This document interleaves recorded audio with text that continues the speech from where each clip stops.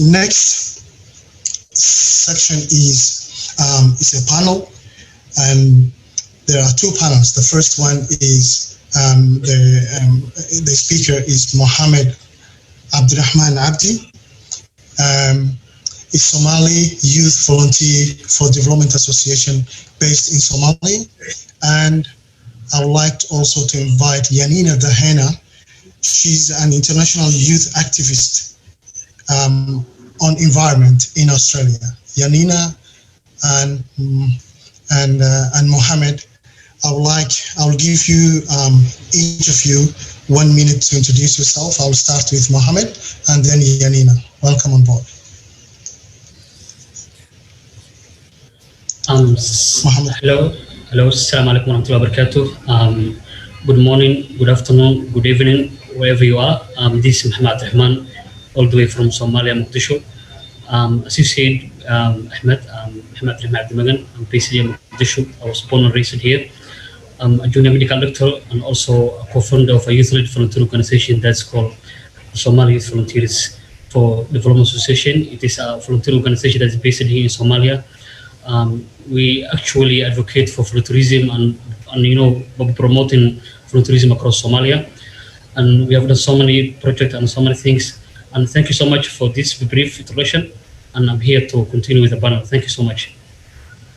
Thank you, Mohammed. Yanina, you get 1 minute or so to introduce yourself. Welcome. Hi, everyone. I'm Yanina. I'm a 17-year-old secondary student.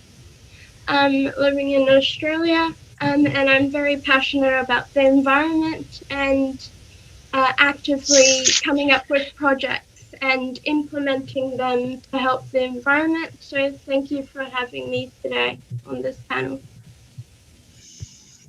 Thank you very much, Yanina and Mohammed. I would like to just quickly go back to the questions. Some of the questions may not relevant to Yanina, so I will customize my questions. So based on what Dr. Ali, Abdullahi Ali gave us about pollution and global warming and where all this trouble started, I would like to ask some quick question. Mohammed, what are the key ways that the civil conflict has affected to the environment? What is the link between the environment and the conflict? I'm talking about Somalia. So just give me some understanding about that. Thank you so much, Ahmed. Thank you so much for the opportunity to speak in this conference. First of all, I would like to express my great pleasure to join this year's Global Somali Diaspora International Conference through virtually. I would also love to thank the organizing committees, for their tremendous for this tremendous event, and by bringing together all these, open-minded Somalis and non-Somalis to discuss on those pressing issues. As you have said, our panel is putting a lot of emphasis on issues regarding environment, especially civil conflict and its impact on society. So, as you said, I will try to put a lot of emphasis about how the civil conflict can impact society. We know we are living here in Somalia. I was born here and raised here. I've never seen what it's like to live in a country with a peaceful environment, with a peaceful space. But despite that, we have been, struggling, and Somalia now is getting back to its winning ways. In recent years, we know that Somalia has earned the ignominy of being ranked as one of the worst places in the world to be a woman, one of the worst places to be a mother, one of the worst places to be a child. Despite what kind of factor, whether it is due to female literacy or maybe whether it's due to widespread female genital mutilation, or whether it is due to early and forced marriage or maternal mortality or whatever. What we know is that all these consequences are due to the conflict, like civil conflict, which has, greatly impacted society. And overall, we know that civil conflict has a bad consequence on development. And we also know that it can lead a huge setback or it can cause a huge gap for a country to develop. We know Somalia has been a conflict for the past 30 years. We have been, had a huge setback. We know that this conflict has led or forced migrations. It has caused long-term refugee problems. It also caused the destruction of the crucial infrastructures like the social, political, economic. And as you can see that we are having this global Somali diaspora. Most of the participants are people who has, who are participating are people who are living in abroad, not their hometown, due to those, conflict. And we can still, synthesize how does the civil conflict can lead to such huge problem.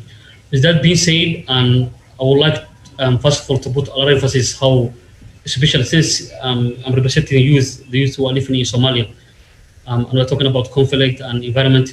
So I was thinking about to put a lot of emphasis about how the Somali youth are contributing in different sectors, despite being the conflict in the past 10 years. Yeah.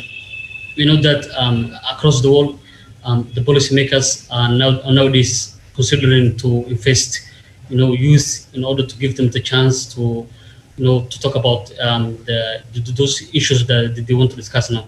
We know Somalia as a country with more than 70% of youth who are aged under 30 years, and then still we have not yet realized the significance of giving the youth enough participation post the policy and decision-making bodies. I believe that when it comes to conflict and also environment, youth are usually the backbone for every society, so they can play a major role. They can create awareness in environment, in other issues. As Dr. Ali mentioned, we know that Somalia is also, he mentioned that Somalia nowadays is considered as an unsafe environment. Still, we cannot claim that Somalia is 100% is environmentally safe. We know that nowadays we had the global warming or global climate change. Even here in Somalia, due to the high increase in the urbanization or maybe high increase of cars across the traffic, has led also so many pollutions now. So what I think is that as a youth, the only role we can play is that to work as a volunteers, as a work groups, as a peers, in order to synthesize this problem to the community. So many people still they don't even aware that this global warming exists in Somalia, and we have already seen the seasonal change. We have seen heavy rains. We have seen so many climate change, and I think the best way we can address this issue is that by using the youth as a way to achieve and then become a central role to achieve such things.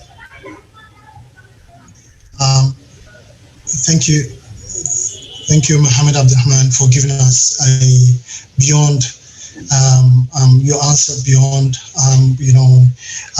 what we're expecting, and some of the you also answered some of the questions that we're going to ask. So I will go back to Yanina and ask a question, a relevant question. How can young people help improve the environment? Global youth and young people, how they can improve the environment from your point of view? Yeah, there are many ways that young people can help the environment. I've got some examples that I've done in the past. The first example is raise money if possible for endangered animals, and like I did for the Tasmanian devil, which are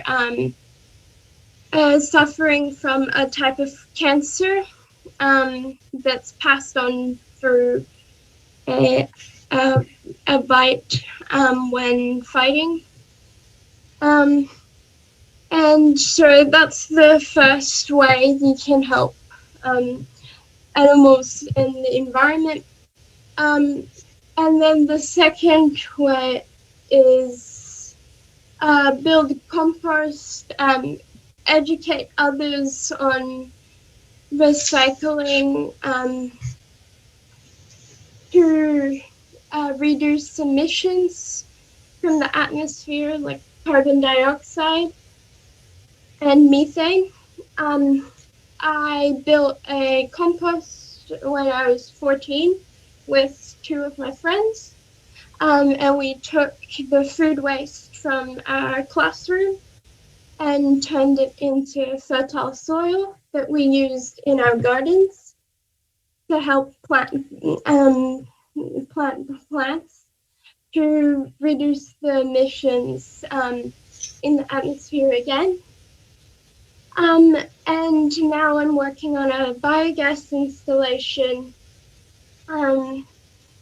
which will take the next step to take food waste from our school and turn it into gas that we can hopefully use to heat up our stoves, to save energy, and also reduce energy costs, reduce the amount of energy we use in school, and hopefully get closer to also 100% renewable energy in the future.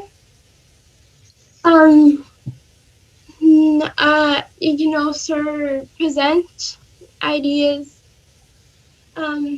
like at to others about like the dangers of pesticides, because pesticides are chemicals that are really designed to kill an organism, and that goes into the soil as well, and only about 2 to 5% actually reach the specific target, and the rest ends up in the environment, polluting our waterways and the food we eat. And then this year, I'm helping to plant plants and trees for a vertical roof garden on tram stops in Melbourne. And this will also help reduce emissions to for lessening global impact, global warming. And so I'm organizing an event for Bee Day to also, because this bee highway will also promote beneficial insects and bees, which bees are needed to pollinate the plants so that the plants can reproduce and grow more healthy and grow in numbers so that their populations grow. And the more trees and plants we can get, hopefully the cooler our atmosphere will become. And that's probably most important, I think, to reduce the amount of pollution we put into the air and into the environment by reducing the amount of waste we produce, the amount of energy, and the amount of pesticides, harmful chemicals, to help others. And I hope that these ideas inspire all of you and the youth of Somalia as well to take action. And you can start small or think big, like zero waste, and hopefully help the environment as well. Thank you. Thank you, thank you, Yanina. That's great. That's great. I like, because I'm very conscious with the time as well. I just want to go back to Mohammed and give the last question. So, what can be done?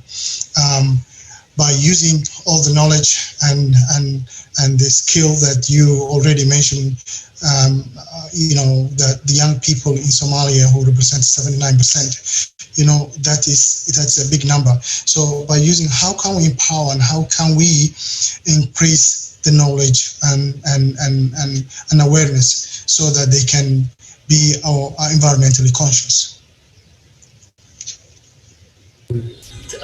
Thank you so much, Ahmed, again. It is really a very good and important question. Honestly speaking, my profession is from medical, but I'm always passionate about volunteerism and also contributing to the communities. I'm always so much passionate about helping communities who are absolutely underserved. When it comes to this question, how as a youth, since Somalia has the largest number when it comes to youth, it is usually estimated like 70% of this population are youth. So how we can, take out advantage from that resource. So I think is that nowadays the youth has been absolutely playing an important role for the rebuilding of the Somali.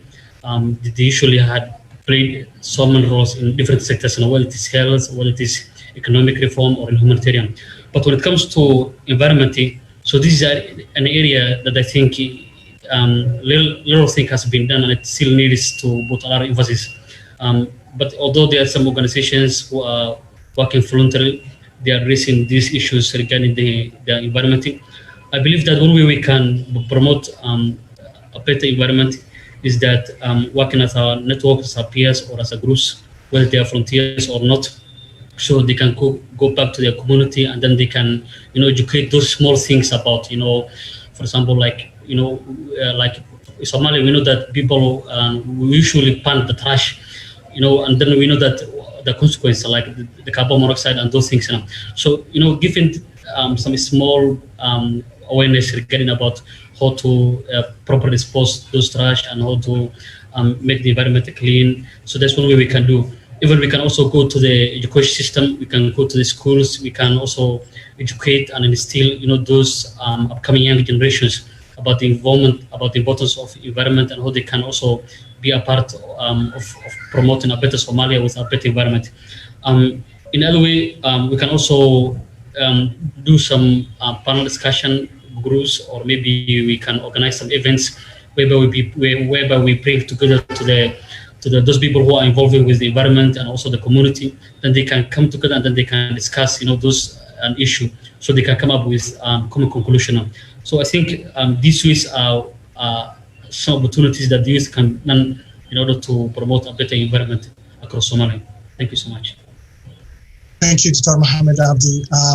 I'll just go back to Yanina, just 1 minute, if you can summarize and give Yanina some ideas on the young people from Somalia, youth your age. If you give a hint or some ideas, what can you offer and tell the young people your age to do to be environmentally conscious? Well, firstly, stand up for what you believe in and what you want done, and educate others about the issues you learn about, because ideas are the start of big implementation, and also never give up and try to buy as little packaging as possible and bring reusable lunch boxes to school, drink bottles if possible, or lunch boxes can also be containers and different things. And I think that's the most important thing, to never give up on your dreams and hopes. Thank you. I just want to ask the audience if anyone has a question to ask, but I have before that, I just want to ask one more question to Dr. Mohammed. Mohammed Abdurrahman Abdi, because environmental issues is very huge, and it is even in Australia where we live, we can, the society, the ordinary people can do a limited, things to themselves, although they plant trees or whatever, they clean the streets, whatever they do, but also the government do a lot of work in terms of budgeting, putting some resources and all that stuff. But is there any programs or projects that and policies that government is supporting, Somalia government supporting some of your initiatives to help young people to educate or to be environmentally conscious? Thank you so much, Ahmed. As you have mentioned, this issue is an issue that needs a collective action, a concrete action from the whole community. Not only one organization or one network group can not do anything. As you know, that Somalia is still, we're still trying to be back like the way we used to be in the 90s. Still, our government is trying its best, and people are still working hard. Everyone is also trying to at least contribute what he has achieved or what he has learned. I think still I have not seen any similar project or any similar budgeting that the government have allocated for youth organizations or organizations that are trying to at least achieve issues regarding environment. In my free time, I volunteer with some organizations, youth organizations that are working environment. So what we do is that during free time we go to the beach. Sometimes we do activities like beach cleanup, whereby we try to clean the beach. We know that during weekend here in Somalia, like the Fridays, people usually like to spend their free time at the beach. So everyone will go to the beach and then they wanna spend their time there. So what we do is that sometimes we engage with the youth there, then we so that we can do at least some activities regarding the environmental issues like cleaning the beach up. So that is it. Thank you so much. Thank you very much, Dr. Abdullahi Hoxade, Dr. Mohammed Abdurrahman Abdi, Dr. Yanina. Maybe you will be a doctor soon on environment. Dr. Yanina, thank you very much for coming on board, all of you. I really appreciate for your time and knowledge that you share to us. So now we're going to move to the next